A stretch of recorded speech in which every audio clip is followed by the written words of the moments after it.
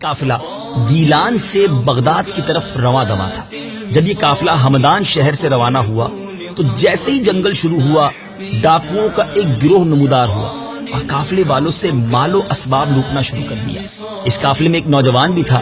ایک ڈاکو اس نوجوان کے پاس آیا اور کہنے لگا، صاحبزادے تمہارے پاس بھی کچھ ہے؟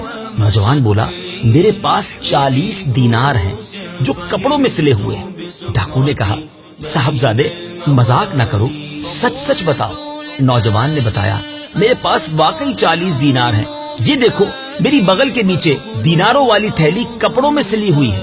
راہزن یعنی ڈاکو نے دیکھا تو حیران رہ گیا اور نوجوان کو اپنے سردار کے پاس لے گیا اور سارا واقعہ بیان کیا۔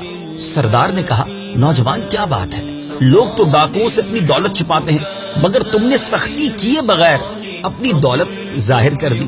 نوجوان نے کہا، میری ماں نے گھر سے چلتے وقت مجھے ایک نصیحت فرمائی تھی کہ بیٹا ہر حال میں سچ بولنا، بس میں اپنی والدہ کے ساتھ کیا ہوا وعدہ نبھا رہا۔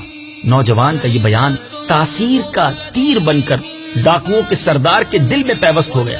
اس کی آنکھوں سے آنسوؤں کا دریا چھلکنے لگا۔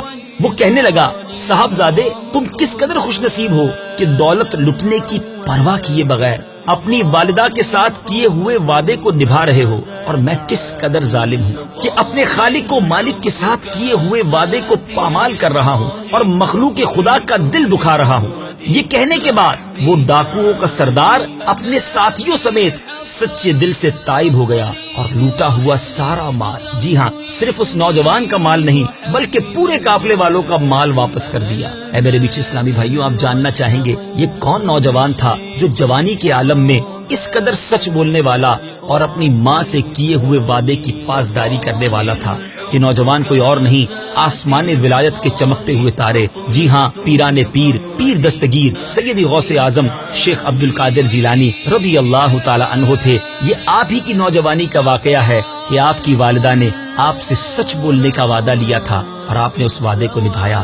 اے غوث پاک کے چاہنے والوں، اے اپنے آپ کو غوث پاک کا مرید کہنے والوں، آپ دنیا بھر میں جہاں کہیں ہیں، کیا ایسا نہیں ہو سکتا کہ اس مبارک مہینے میں 11ویں شریف کے مبارک مہینے میں ہم سب بھی نیت کریں کہ آج کے بعد کبھی جھوٹ نہیں بولیں گے۔